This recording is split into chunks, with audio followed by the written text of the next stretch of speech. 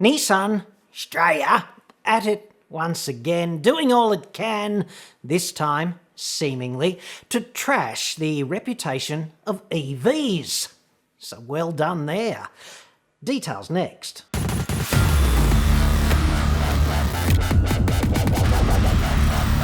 I'm John Cadogan from AutoExpert.com.au, and I get new cars cheap for buyers herein. Australia! You can inquire at the website about that, of course.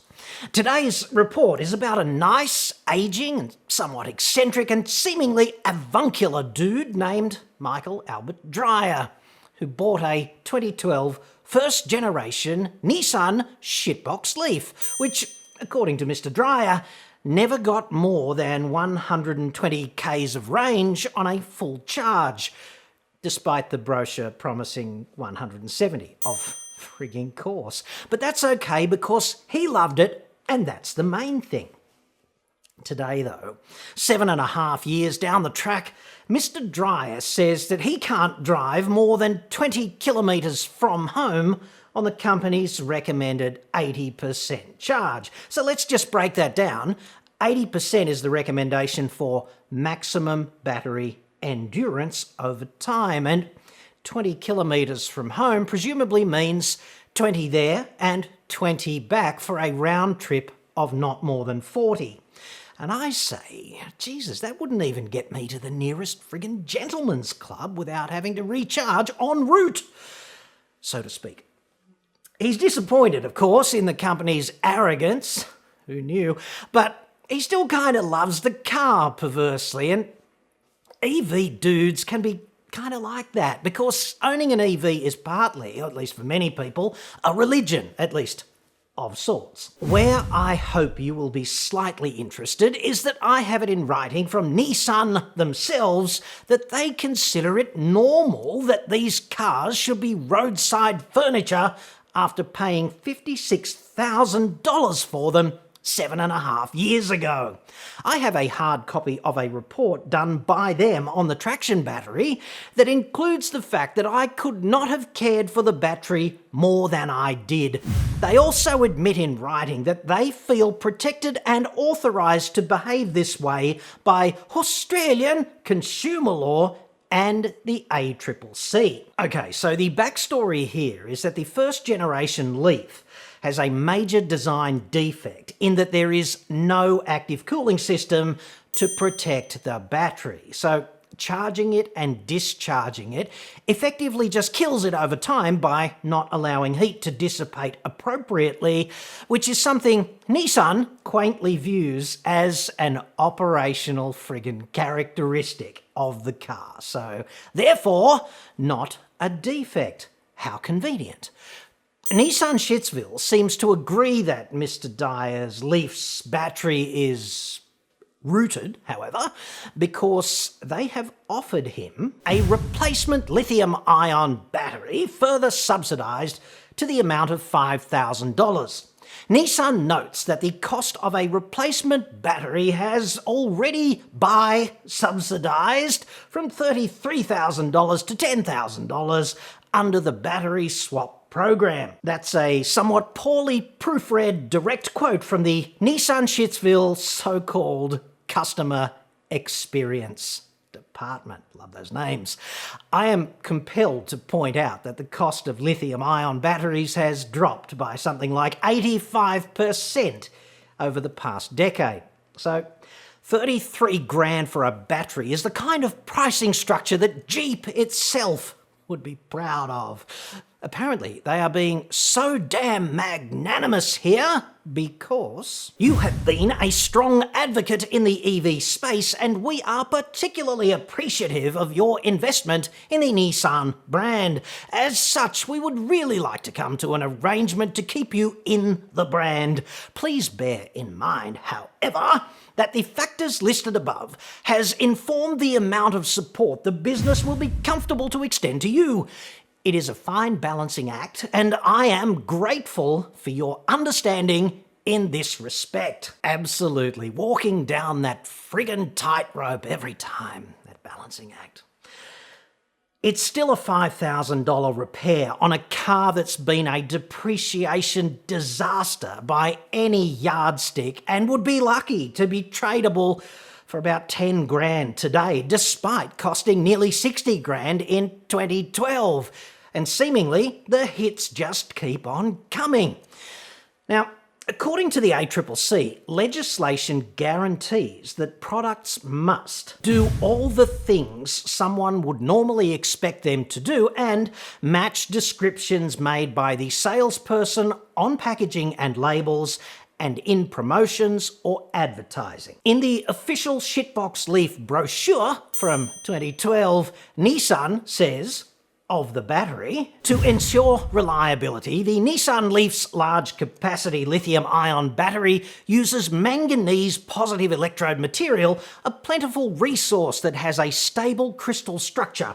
The battery cells are laminated to simplify the structure and optimise cooling capacity. Therefore, if I am a reasonable consumer looking to spend 56 grand, I'm taking away from this big battery, stable structure, optimised cooling. Pretty much all bullshit through the prism of retrospectivity. And of course, once you're a customer, Nissan says the lithium-ion battery, like all lithium-ion batteries, will experience gradual capacity loss with time and use, and we dispute that the lithium-ion battery has failed prematurely in this case.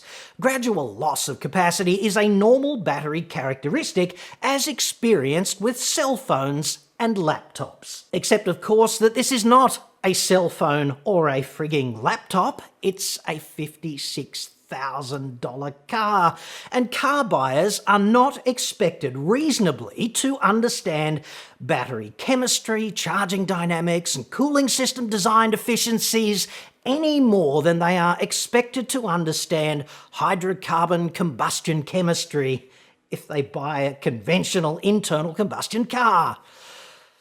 Nissan then goes on to cite the owner's manual and what it says about battery capacity, a document that is not available to car owners until after purchasing the car. And isn't it interesting that the Leaf brochure, which is designed to entice the would-be car buyer, does not mention battery capacity reduction over time in any location, at least that I could find. Like, if I bought a $56,000 car, regardless of its motive power system, I'd probably want it to take me more than 20 kilometres from home reliably 7.5 years down the track. Just saying. That's not a gradual reduction in the battery capacity. It's kind of Chernobyl down there. Especially as the battery had been well cared for and charged as per the manufacturer's recommendations, which Nissan does not, in fact, dispute. If this is a normal operational characteristic of the car, it completely erodes the Leaf's claims to sustainability. If a Leaf is essentially a throwaway car after just 7 years, what a preposterous waste of resources. Ditto if you need to feed it a new battery in that time frame. Should have bought a Prius. Bit greener, that's for sure. You'd still have to buy gasoline, of course, but it would be more reliable. And if that is the case, okay, then it makes the Leaf brand an absurdly cynical exercise in environmental hypocrisy, at least in my view. From new to landfill in just 7.5 years because economics. And of course, fundamental design deficiency, which as an engineer I find extremely difficult to defend. Because you can't have it both ways. Nissan. It cannot be green and have that kind of normal operational characteristic. It simply cannot. In light of the above, Nissan's position is that gradual capacity loss is normal in lithium-ion batteries and heavily influenced by a multitude of factors including external environment, temperature, usage, charging habits, driving habits, etc. As such, there has not been a breach of the consumer guarantees under the Australian consumer law. I'm no lawyer, okay, but I would say, unfortunately for Nissan Shitsville, battery physics is not the basis for consumer law claims, okay, and the consumer guarantees are not determined on the basis of battery physics. Reasonable durability, which is guaranteed, is based upon what a court determines, and the standard there, at least my interpretation of it, is the durability expectations of a reasonable consumer in the circumstances. So, should a reasonable consumer expect a car costing $56,000 to take them more than 20 kilometres from home reliably at 7 years of age? That's the key question, and I'd suggest that's an easy argument to win. We could just go out there on the street and vox pop a few reasonable consumers, especially as the brochure never warned anyone about likely range reductions over time. Oops-a-daisy. Nissan, of course, settled a class action lawsuit comprising almost 19,000 shitbox Leaf-owning plaintiffs in the USA, despite maintaining that the suit had no merit. Go figure. The elephant in the room here is, of course, that consumer law compliance is the absolute minimum conduct which a consumer like you should expect from a car maker. They should do better than just comply, because you can shop elsewhere next time, right? There's heaps of choice in the Australian car market.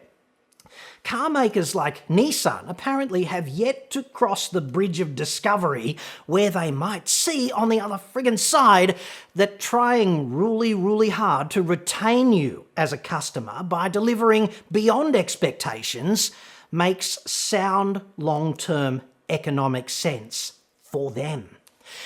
They're still stuck at, what can we get away with in this instance? Sadly. Screw you over and hope to land someone else next time. That seems to be the way they're going, and it just seems like such short-term thinking to me. This is about commitment too, right? If you spend $56,000 on a high-tech toy like the 2012 Nissan Leaf, at that time, you are making a hell of a statement about commitment, putting your money where your mouth is, like literally. Commitment to the new tech, commitment to sustainability, commitment to the future, commitment to energy security for the nation and cleaner air in our cities, whatever. It's $56,000 worth of rock-solid commitment by you. At that point, this is not a game, it is a lot of money on the deck from you, the purchaser.